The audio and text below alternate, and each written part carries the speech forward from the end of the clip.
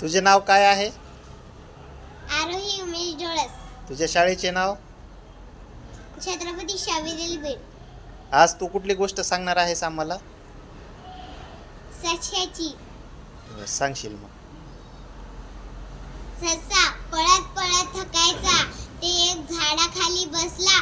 त्याला एक साधू भेटला. ससा त्या साधूकडे गेला.